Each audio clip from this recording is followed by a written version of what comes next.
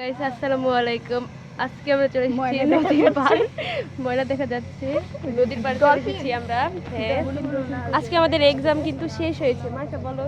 হ্যাঁ, তাই আমরা একটু পরে খেতে যাব। আমরা আগে নদীর পাড়ে এসেছি, ঘুরতে এসেছি, এরপরে খেতে যাব। ওই দেখো তবে শুয়ে রয়েছে, ওখানে মানুষজন আছে, পরে দেখাই।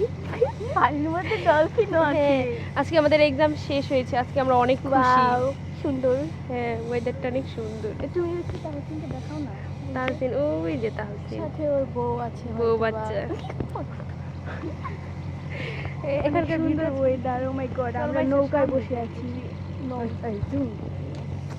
ওখানে দেখা যাচ্ছে আকাশটা অনেক সুন্দর, নদীর পানি একদম পরিষ্কার, কোনো ময়লা নেই। আমরা একটা কথা বলি, আমরা হলো পহেলা বৈশাখে নদীর পাড়ে এসেছিলাম, তখন আমরা একটা ডলফিন দেখতে পেয়েছিলাম এখানে পানির মধ্যে।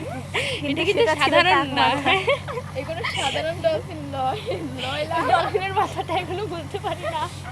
দেখেছিলাম আমিও দেখেছিলাম, তুমি একা দেখেছিলি? না, এটা কই? হ্যাঁ বলো।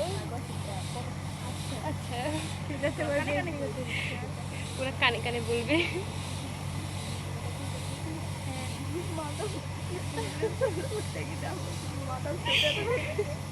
তো আজকে আমরা চলে এসেছি তিনজন। হ্যাঁ, এই যে আমি, মাইশা এন্ড সাইফা। আমার নামটাকে বলে দাও না।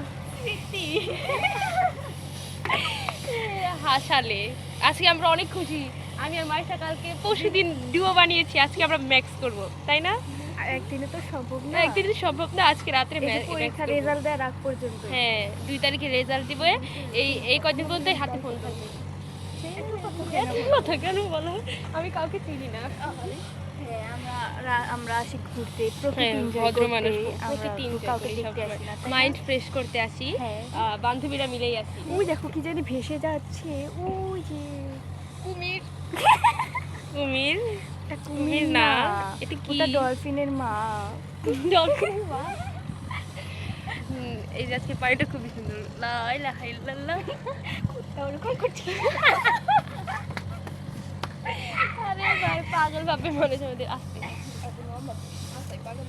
আর ভাবতেই পারে, মানুষের কথা গায়ে লাগাতে নেই।